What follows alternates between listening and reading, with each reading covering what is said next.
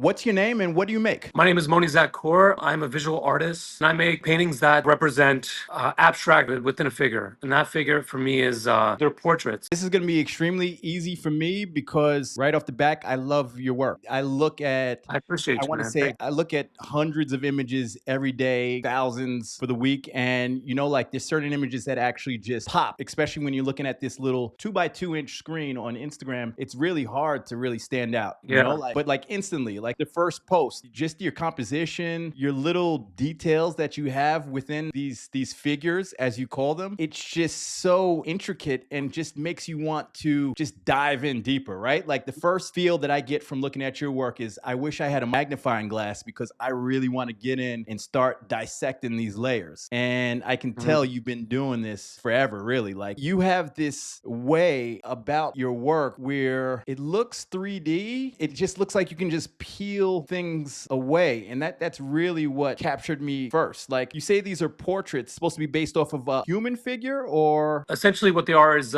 statued busts. So, like, imagine like a statued kind of like figure sitting on a mantle. In this case, it's near like a corner on a floor near a corner, having the shadow kind of move into that corner and up the wall, essentially giving it that 3D effect. And a lot of it was kind of like with the larger scale edge to edge paintings. That's kind of how it started after being a portrait artist, and then I fell in love with doing the abstract and behind the work. That took me to doing this mainly, doing murals of that vein. And then I was experimenting a bit more and trying to have a different kind of structure identity. And then I played with this idea of like, creating something. And it was only until I made the shadow that I realized like it then felt like a statued bust living in a space. And then that brought me to kind of reach back to my portrait ways and kind of combine the two and really lean into it in that kind of regard. You know what I mean? Lean into it and have it be this. Now my voice within it is creating these structures, which are heads, which brings me to, my old ways of creating, whereas like it was only portraits. I found that most of my favorite abstract artists had a start with portraits for whatever reason. I feel like once you master Mhm. that portrait, then you can really just kind of dissect shapes and colors and dig into what your craft Yeah. ultimately is going to be.